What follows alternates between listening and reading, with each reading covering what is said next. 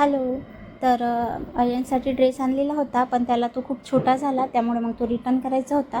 तर मग आम्ही दिवाळीच्या दुसऱ्या दिवशी गेलो तो रिटर्न करायला. तर मग मला काय कपडे दिसले घ्यायचं मन होणार नाही असं होऊ शकत नाही.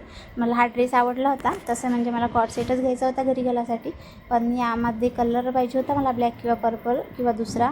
तर तिथे दुसरा कलर नव्हता आणि मग हा कलर होता, पण हा घरी घालायच्या काही कामाचा नाही, कारण खूप जास्त तेलाचे डाग वगैरे पडतात.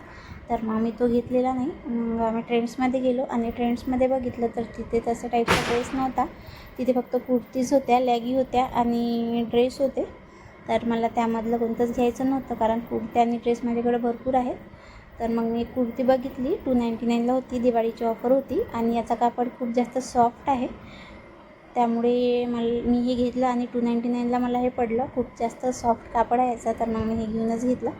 आणि नंतर मग मला हा पिंक कलरचा ड्रेस खूप जास्त आवडलेला होता, मला तो घ्यायचा होता. पण आता सध्या दिवाळी होती तर मी पिंक कलरचीच साडी घेतली, त्यामुळे आता हा नको म्हटलं. नंतर कोणता सण येईल किंवा मग माझा बड्डे वगैरे येईल तेव्हा मी हा ड्रेस घेईल, कारण मला खूप जास्त आवडला. आणि मग आम्ही समोर आलो, तिथे पण खूप छान छान कुर्त्या लागलेल्या होत्या, पण त्या कॉलरच्या होत्या, कॉलरच्या मला घ्यायच्या नव्हत्या. मग आम्ही तिथून बाहेर आलो आणि तिथे स्टॅच्यू होते, त्यांना पण खूप छान छान ड्रेस होते, ते पण मला आवडले होते.